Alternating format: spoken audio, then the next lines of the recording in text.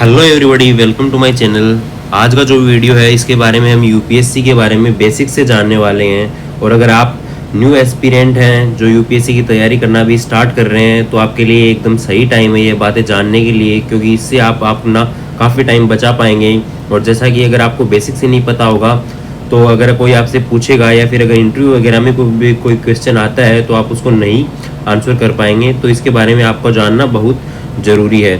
तो अगर आप इस चैनल पे नए हैं तो आप चैनल को सब्सक्राइब कर लीजिए, और अगर वीडियो आपको अच्छा लगे तो वीडियो को लाइक कर देना ताकि फ्यूचर में भी जो वीडियो आए वो आपको मिल सकें। तो अब हम स्टार्ट करते हैं यूपीएससी के बारे में। तो जो बेसिक्स से हम जानेंगे यूपीएससी के बारे में, तो जो पार्ट 1 है ये होने वाला है, इसके अंदर हम जानेंगे यूपीएससी के बारे में।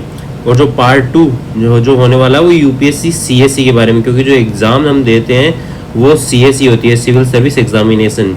और जो बॉडी जो कंडक्ट करवाती है वो होती है यूपीएससी। तो इसके बारे में हम आगे सब जानेंगे। तो जैसा कि मैं आपको यूपीएससी की फुल फॉर्म बता दूं तो यूपीएससी की जो फुल फॉर्म होती है वो होती है यूनियन पब्लिक सर्विस कमीशन, और जो सीएससी की जो फुल फॉर्म होती है वो होती है सिविल सर्विसेज एग्ज़ाम। ठीक है, आगे हम जानते हैं इसके बारे में। और जो यूपीएससी है वो क्या है, तो हम सबसे पहले देखेंगे इसका इंट्रोडक्शन। उसके बाद में बिफोर एंड आफ्टर इंडिपेंडेंस का क्या स्टेटस है, कॉन्स्टिट्यूशनल या नॉन कॉन्स्टिट्यूशनल बॉडी है, क्या स्ट्रक्चर है और क्या फंक्शंस है। ठीक है, तो जैसा कि अब हम देखते हैं सबसे पहले इसका इंट्रोडक्शन। तो यूपीएससी की फुल फॉर्म मैंने आपको बताई दी, यूनियन पब्लिक सर्विस कमीशन होती है। It is the primary central recruiting agency है ये इंडिया में, और ये ऑल इंडिया सर्विसेज और सेंट्रल सर्विसेज जिसमें ग्रुप ए और ग्रुप बी सर्विसेज भी आती हैं। ठीक है, अब आप मुझे कमेंट में करके बताना कि इंडिया में कौन कौन सी जो है वो ऑल इंडिया सर्विसेज हैं।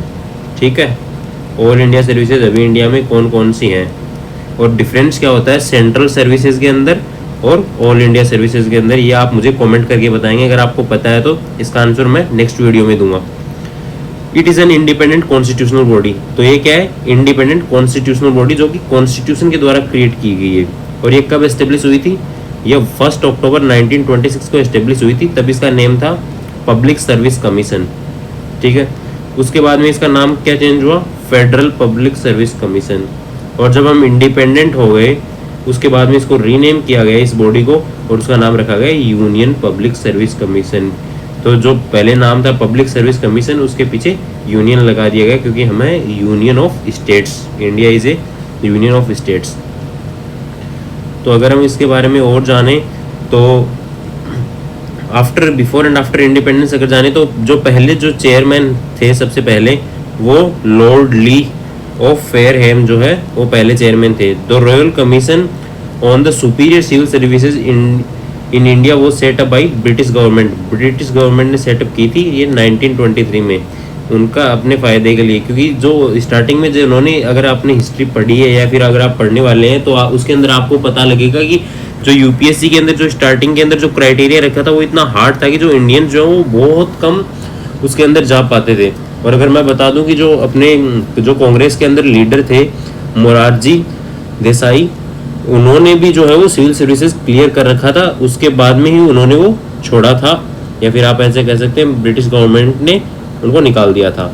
ठीक है, तो the proposal of Lee commission, proposal क्या था, 40% of future entrants should be British. 40% British होंगे, 40% इंडियंस डायरेक्टली रिक्रूट होंगे और 20% इंडियंस प्रोमोटेड। जो प्रोविंशियल सर्विस करते थे पहले वो 20% प्रोमोट हो जाएंगे इसके अंदर, किसके अंदर, पब्लिक सर्विस कमीशन के अंदर, जो उन्होंने सबसे पहले बनाया था।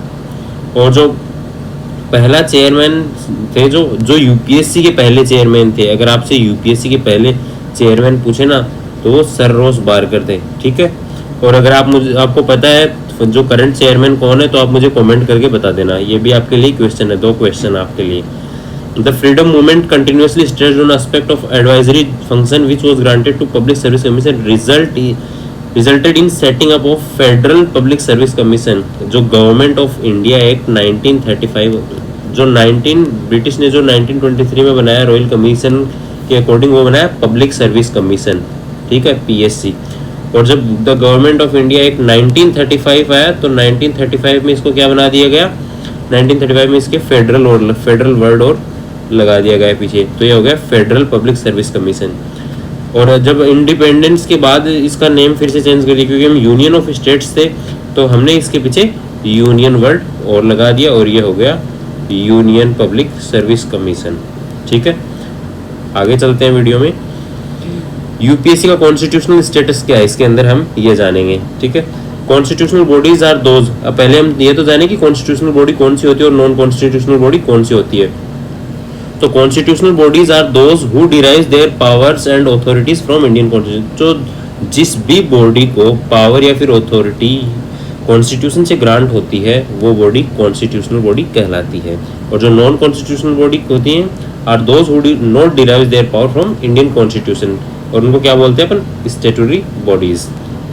Now as per definition UPSC is a constitutional body which is mentioned in part 14th of the Constitution of India titled as Services under the Union and States। ये कौन से पार्ट में मेंशन है, पार्ट 14। ठीक है, constitution का जो part 14 है उसके अंदर मेंशन है services under the union and the states. आगे बढ़ते हैं वीडियो के अंदर। तो जो इसका स्ट्रक्चर है, the commission consist of 9 to 11 members including chairman. Chairman के साथ जो है वो 9 to 11 मेंबर्स होते हैं। और ये कौन अपॉइंट करता है, यह अपॉइंट करता है प्रेसिडेंट। ठीक है, अपॉइंटेड बाय प्रेसिडेंट।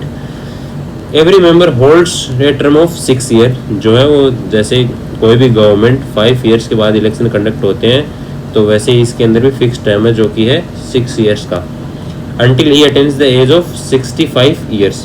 तो जो रिटायर, अगर वैसे आपकी एज अगर पहले हो गई तो आप वैसे रिटायर हो जाएंगे, या फिर आपकी 6 ईयर जो है वो टर्म कंप्लीट हो गया तब, विच एवर इज अर्लियर, जो पहले हो गया वो।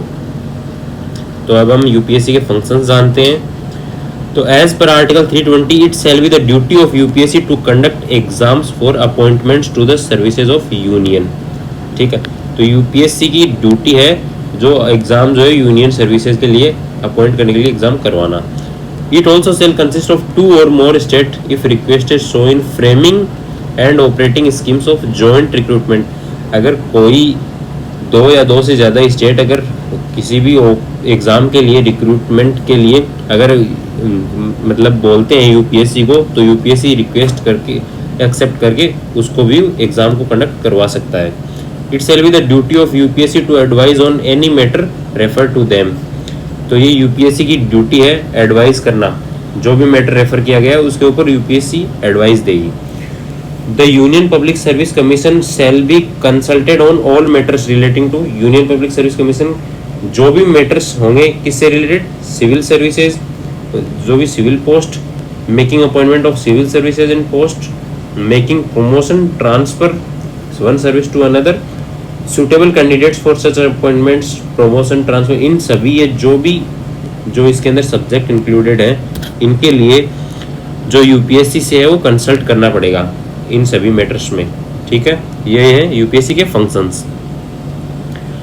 तो अब सिविल सर्विसेज एग्जाम क्या है वो हम पार्ट 2 में जानेंगे। अगर आपको वीडियो अच्छा लगा हो तो वीडियो को लाइक कीजिए, और अगर चैनल को सब्सक्राइब नहीं किया है तो चैनल को सब्सक्राइब कीजिए। टिल देन मिलते हैं नेक्स्ट वीडियो में, बाय बाय।